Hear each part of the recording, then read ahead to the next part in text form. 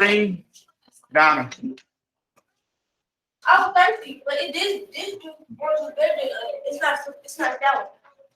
Listen, recording has started, so Diamond, begin your seat.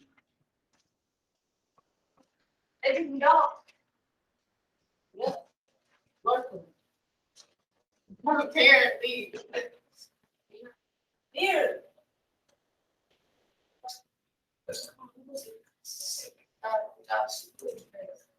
It is. It's dog. Yeah, dog.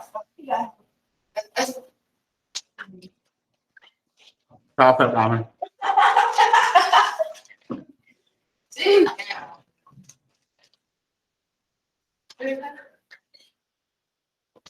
Yeah. I don't want to get anybody want to do. So, was you know about it?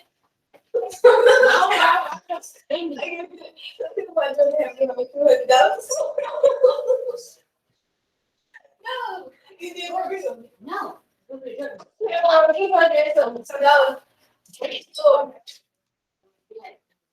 was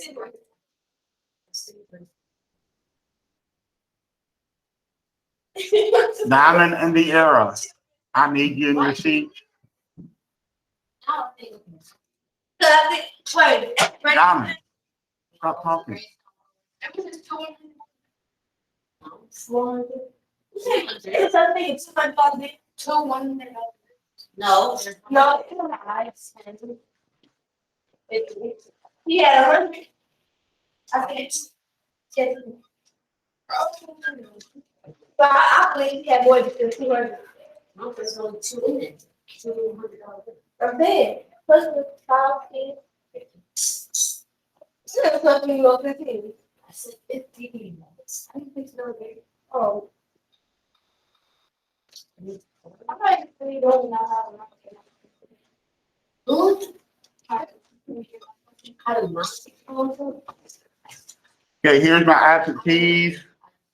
Renaya and I was surprised. I seen him yesterday, Mr. Stringfellow, but he has. Tim Harris. He's supposed to be. Well, he was. He's no longer on the roll.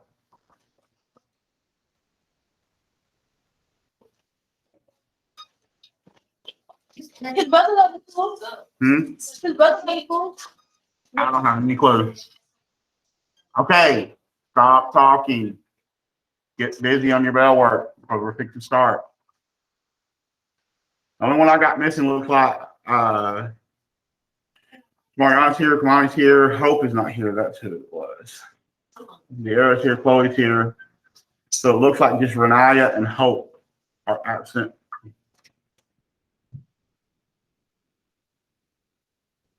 Okay, why is my computer going bad?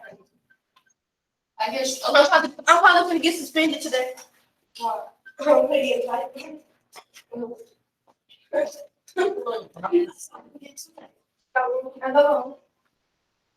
she wanted to come to the so I know this suspended. We're not. She said about she came to come in. Oh, I feel like if I say so, she hello. No, you don't need to go. Y'all don't need to go on me. Diamond, baby, I love you to death. I really do. But I need you to sit down and close your mouth right now. But I've had enough this morning already. I need you to sit down. I need you to be quiet. I'm not sure why you think you can just get up and roam and talk as much as you want. You can't do that.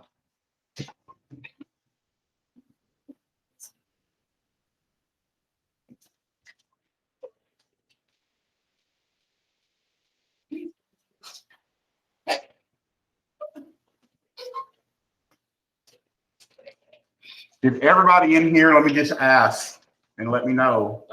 Did everybody in here take all 4 tests from last week? I did. Okay, if you did not take all 4 tests, math, reading, science, language, if you didn't take all 4 tests, then you let me know so I can send you to let Miss Hicks know and send you to the Media Center. My computer is not, I take it to the video center, it's glitchy. Is that You gonna on? I'm sure it's on. Yes. You not. And they got now you can reach your brain. It's sweet. Thank you.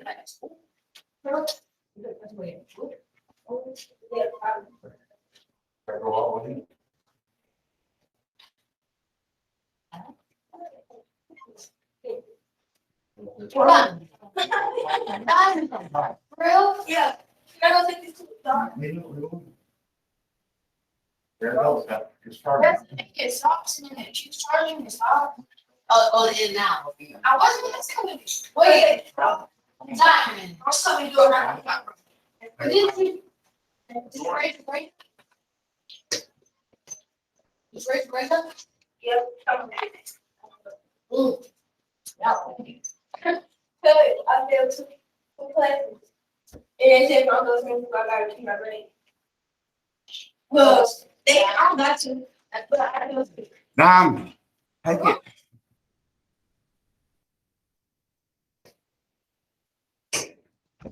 Okay, let's get going on your ABE forms.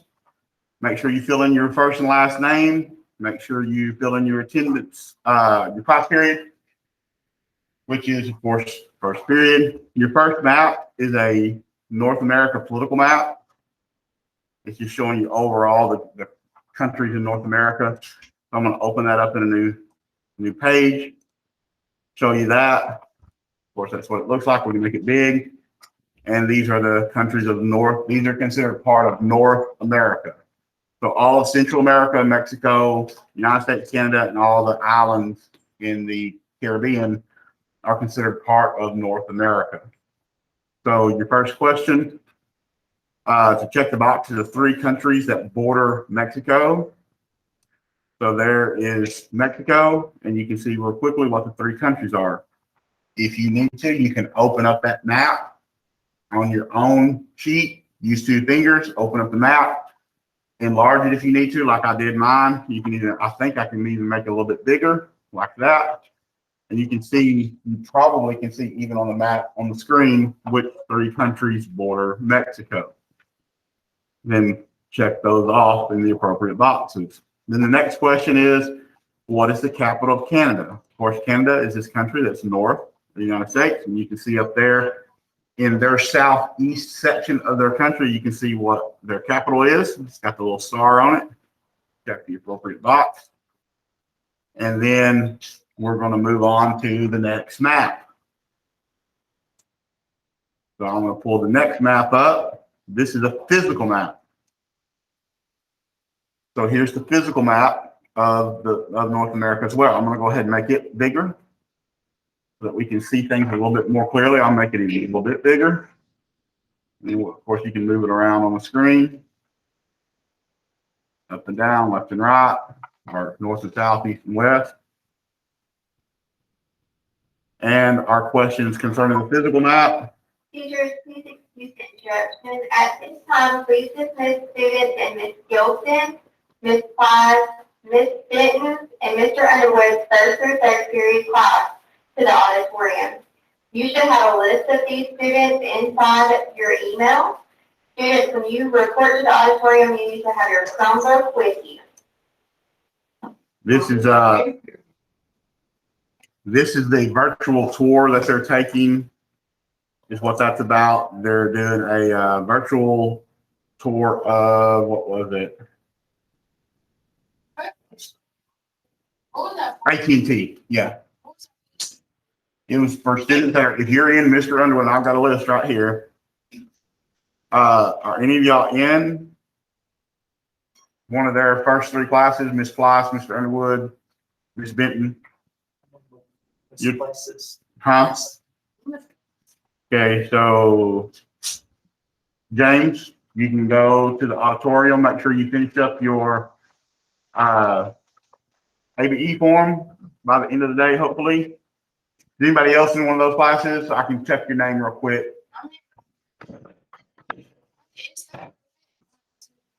Yeah, I can look real quick if you're on the list. Okay, it goes from no. It goes from Trimley to Trip to Trotter, so it's not on there. If you just go to the side on that. Miss Catherine. Diamond, you're on the list to go to the auditorium, to go to that virtual tour of AT&T. Yeah, Wait, what is it? I don't know. It's either Mr. Underwood, Miss Plyce, or Miss Benton. One of their, you've got obviously one of their classes, the first 3 periods, and they're having some kind of virtual tour. So Diamond, you're on the list. Anybody else? Does anybody else think that they should be on the list? What am I doing? No. Just go to the auditorium with your Chromebook. I don't know. It's some kind of virtual tour. Holy cow. Go there. Okay. Everybody doesn't have no. 7th and 8th. Okay. Wait, what they said? They just said, go to the auditorium if you have them for your first, second. Just go in there and see Diamond. Just go to the auditorium. You're on the list. It's not a bad thing. It's a good thing.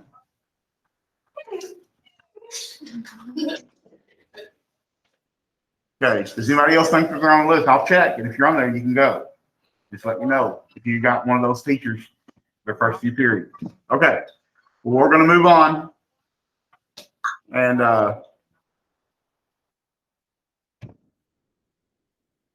you go back to the screen that we've got up is our physical map screen. A political map shows you the names of countries and borders and cities and things of that nature, counties even. A political map shows you the political designations of countries or states or cities, or even, you know, borders and things of that nature.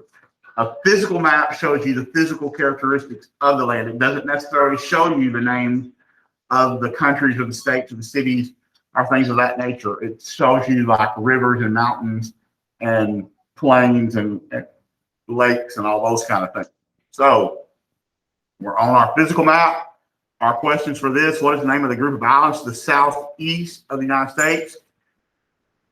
If you look at the map, the physical map, the most southeastern section is Florida. That's as south and east as you can get in our country. So if you look right off the southeast coast of Florida, you can probably see the set of islands that we're talking about. There are other islands that are around, but they're not off the southeast corner. They're off either the east or the northeast or the southwest. These are specifically islands right off the coast of our southeast border of Florida. So you can find those, mark that appropriate response on your bell work. And then you, of course, have what ocean borders North America to the east. The east coast is there on the right. It's where you see coastal plains and the Appalachian Mountains off to the right of those areas. That's the east. Okay, north, south, east, and west. So what's the ocean? That's off to the east of the United States and of North America. And you can see that pretty clearly.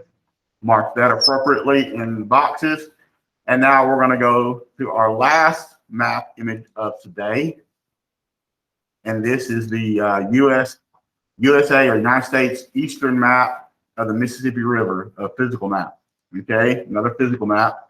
So I'm going to bring this up. I'm going to make it actually a little bit smaller. And we're specifically talking about that area that's highlighted in the green, even though there will be a question that incorporates more than just that. So our 2 questions for that, of course, are: what is the name of the mountain range located along the eastern border of the United States? And you can see that pretty clearly, the big mountain range that's in that green section. Okay, that's actually the older set of mountains because they're lower. They've had more time to wear and tear. Probably the last ice age also came down on top of them and ground them down a little bit as well. And then the last question of the bell work questions, bell work question number 6. Check the box of the 2 main mountain ranges that you can locate in the United States map, in the United States on this map. So there's there's lots of mountain ranges. There's mountain ranges all over the place, but you're looking for the 2 biggest ones. And you can notate that by their lettering. What ones are marked with the biggest letters? Those are the 2 most important ones. There's other mountain ranges. There's mountain ranges all over North America, but there's 2 very big mountain ranges. You've already listed one. It's on the eastern coast. Now you're going to list one that's over on the western section of the United States as well. So you're going to check mark those boxes. And then we're going to come back and start on the extinct animals and we're busy on the video portions. So like I said, I've already showed you those maps. You should have filled in those questions if you haven't already. Hopefully you have. And now we've got these extinct animals in North America. All these animals at one point, we've got archaeological evidence to support that they actually lived in America. Like today, you know, we don't have American lions in America anymore, but we used to. At one point, we did have lions that roamed America, but we don't have that anymore. We used to have mastodons and woolly mammoths, giant sloths, a zebra-looking kind of horse that had kind of a half-horse, half-zebra kind of look to it, had some striping on it. Even had some camels, as you can see up in the top left. That western camel was also part of America at one point. Saber-toothed tigers or saber-toothed cats. Dire wolves. Dire wolves are just really big wolves. They're wolves, but really large ones. And of course, we haven't seen those in thousands of years. So all kinds of different animals. The giant bison or buffalo, that's what that is. What notated these animals, they all lived, 5, 10, 15, 20,000 years ago.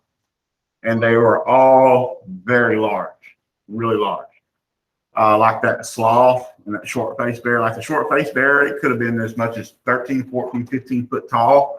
That's about the height of the ceiling that we're in. So whenever he stood up on his hind legs, his head would just about hit the ceiling. So that'd be pretty scary to run into him. So we've got a question based upon our little slide there.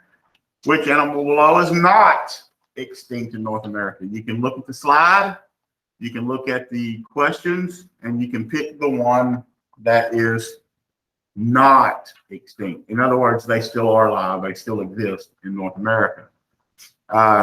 Even a little picture there of that woolly mammoth or that mastodon, you can kind of see how big they were relative to an average man of today. Pretty large creatures. Okay, so pick the appropriate response. Look at your image again. Find the one that's not on that screen, and then mark the appropriate box down below. Hopefully that's pretty simple. And then, of course, we are now to our video segment. So I'm going to show our 3 videos. I'm going to put them on the screen.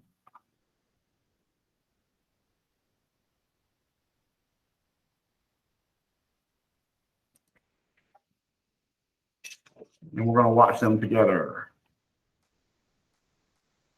And then each video does have a question, so pay attention to the video. Make sure you answer the question.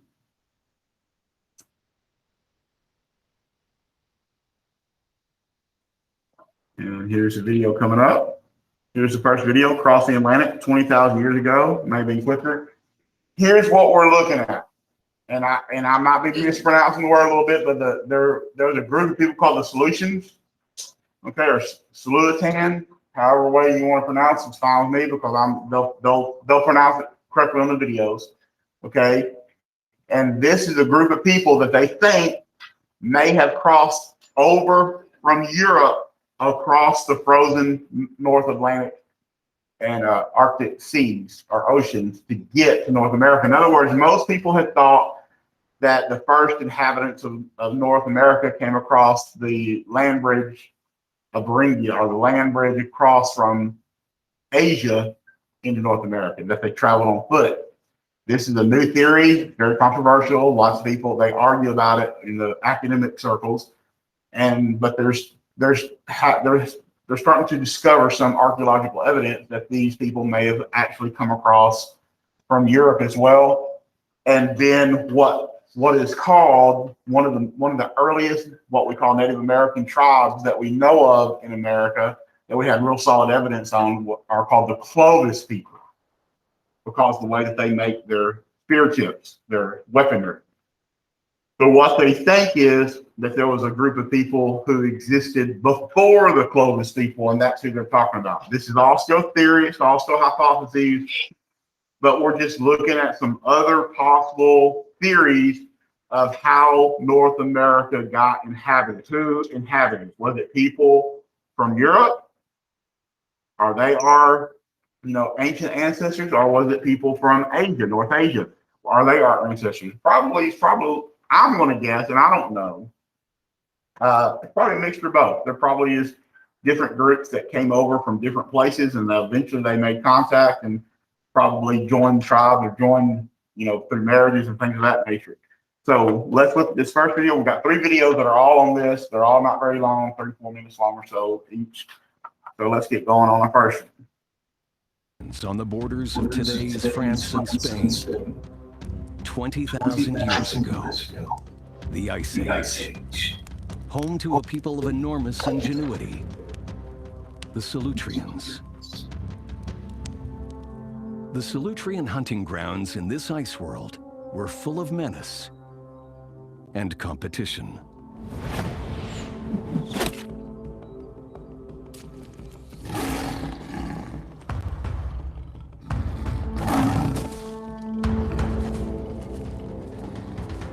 Starvation threatened both humans and animals.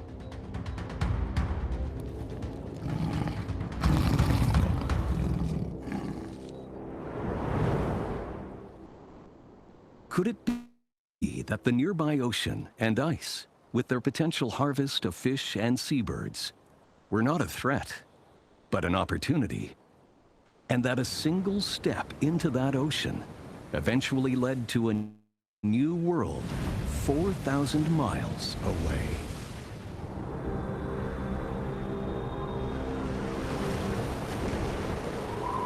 Freezing winds blowing from west to east pick up their numbing chill from the 2.5-mile thick ice sheet covering Canada. By the time the winds reach the sea, the average temperature is minus 31 degrees Fahrenheit. Winter is extreme, the harshest time to survive. Even more treacherous as the seasons change is shifting and rolling pack ice.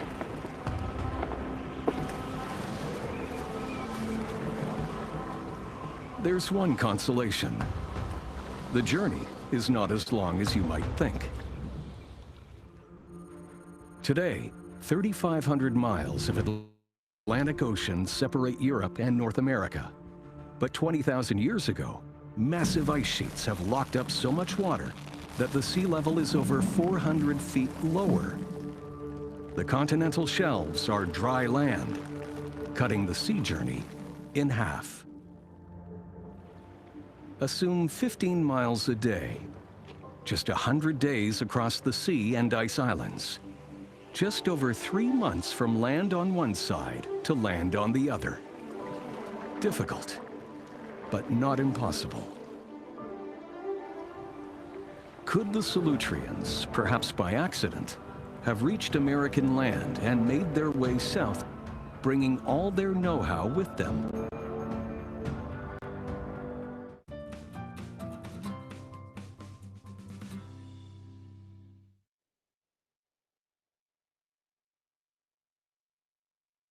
A cave in the Pyrenees Mountains on the borders of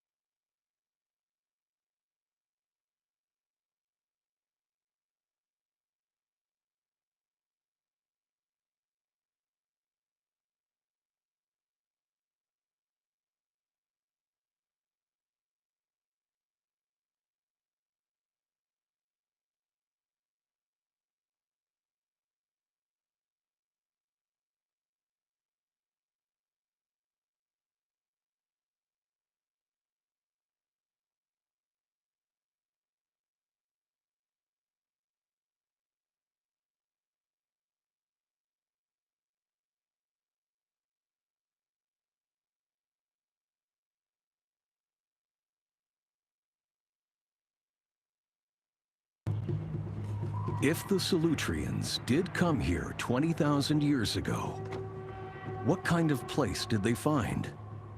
What terrors did it hold? The Chesapeake Bay, 20,000 years ago.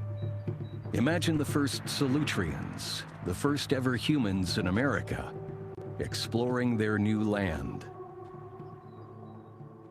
Their first task is to find stones to make the tools and weapons on which their survival depends. This great canopy of icy wilderness contains unimagined sights and creatures. As they enter the forest for their first hunt, shocks await. They don't yet know it, but this is a land of massive prehistoric mammals, unlike any in Ice Age Europe.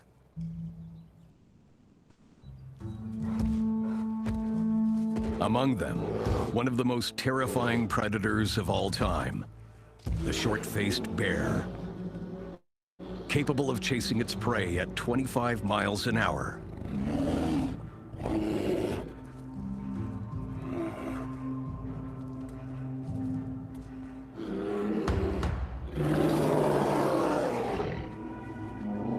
And rearing up to heights of 13 feet.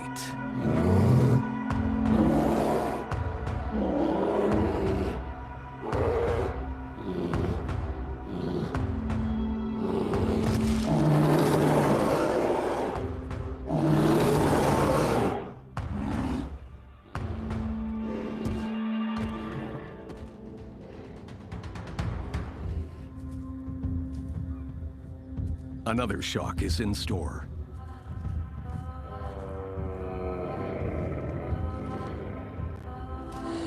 The bizarre sight of a giant ground sloth. It stands over 10 feet tall. Only the weapons the Solutreans have invented will save them. It's hard to believe that such terrifying encounters once happened here.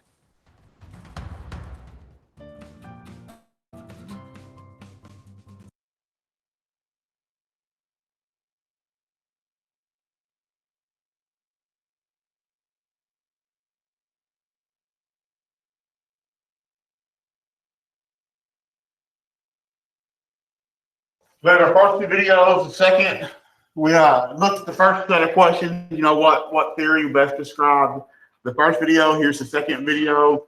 After arriving in the Chesapeake Bay area, early Solutrean inhabitants' first order of business would have been to what? What did it say that they probably was the first thing they probably needed to do? Hopefully you remember that from the video. You can always watch it again if you need to. And now we're going to go ahead and move to the third video, across Atlantic ice. And then this is actually one of the doctors who's come up with this theory on how he came up with it. It's also pretty short as well. So I'm going to click on over there, get it going.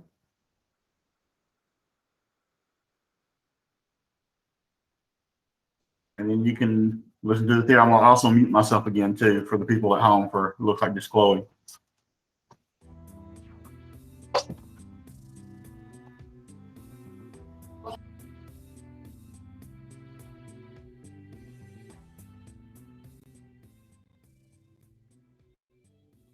What scientists and people think about the first Americans is that they were people who came from Asia. They came into Alaska, across the Bering Land Bridge during the last ice age. The earliest people were Clovis people, and they made a very distinctive type of artifact we call a Clovis projectile point. And we presume that their ancestors would have made something very similar. Clovis people used the bifacial technology, which is an artifact that's flaked on both sides, like an arrowhead, but very distinctive with flutes on the bases. We find them from coast to coast here in North America and from southern Alberta clear down into Venezuela. So we expected to find them in Alaska and Siberia, but in all the work we did up there, we never found anything similar. In fact, the technology in Northeast Asia is one where they use tiny microblades that are inset into bone and ivory projectile points and knives. totally different philosophy. We went to look at a site discovered near Cactus Hill, Virginia, and the site had a Clovis occupation, and it had another occupation below Clovis that dated maybe 4,000 years older than Clovis. And they had projectile points similar to Clovis, but they were not fluted. And I said, oh, this is what we're looking for. This is the ancestor of Clovis. We realized almost immediately we were looking in the wrong direction. And our ancestors to Clovis were here on the east coast of North America. And where did they come from? They certainly didn't come from Siberia.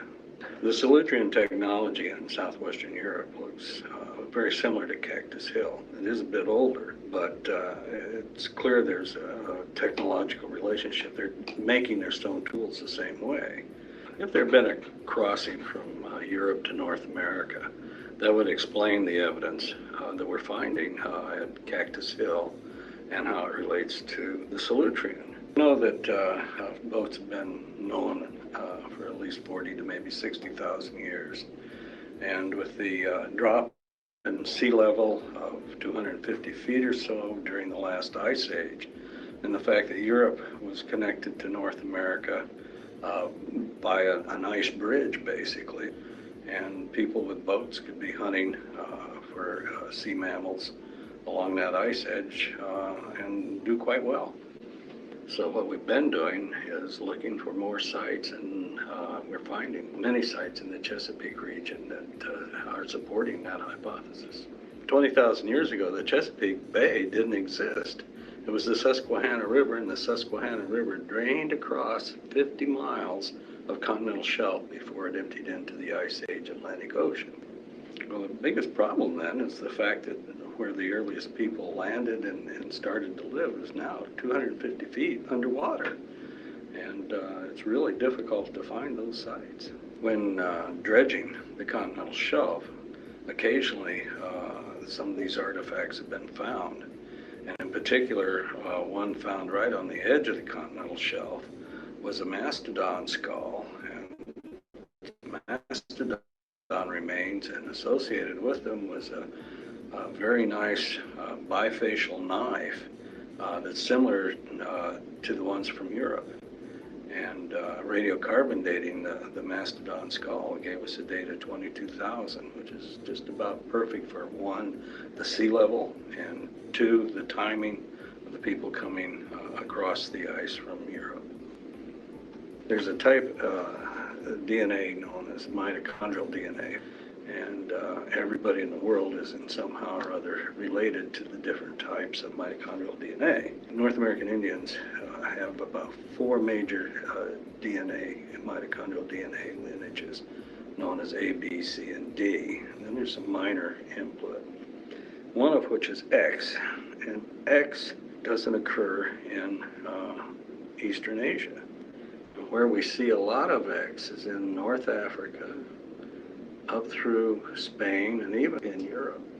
What's really interesting is there's a difference between the mitochondrial X of North America and that of Europe. The X2 in North America is X2A, and X2A is a result of a mutation that took place in the last 20,000 years. So there's a slight difference between the two. It's beginning to look like Solutrean people came from North Africa into Europe, and 23,000 years ago moved into Eastern North America.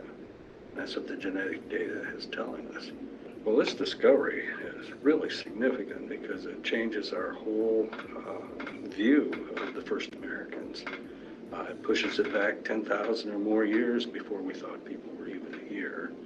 And it indicates that they're probably coming from multiple directions, first from Europe, and then much later, at the end of the Ice Age, from Siberia. And it's beginning to give us a really nice picture of the mixing bowl that America has always been.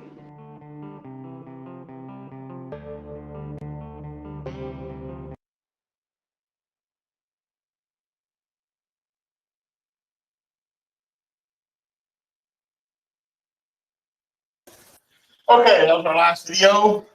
And the question that goes with that, what kind of evidence did anthropologist Dr. Dennis Stanford, that's the guy that was on the video, studied to develop his theory of the Solutreans or the pre-Clovis people? The historic community has always said that there was these Clovis people. Now he's saying there's evidently some people that came here even before the Clovis people that influenced the Clovis people. And so he developed his theory based upon one of those responses. So look at those responses. Remember what he said from the video. Big hint was the X2 and the X2A. I'll just leave it at that. But you should be able to figure that out and mark the correct one. This is all the questions. Remember, this is still worth almost 30 points. You want to get done because this is going to be on your fourth 9 weeks. So you want to get it done. I'm going to stop there. I'm going to go ahead and stop the video as well that we are recording. Is there any questions that you have that not need to make it onto the video? Okay, I'm going to go ahead and stop it. If you have any questions, anybody who's watching the video, if you have any questions, email me, or if you happen to come into class, ask me there, just whatever you need, and I'll do my best to answer the questions when they come up. So let's go ahead and stop the video, stop the recording.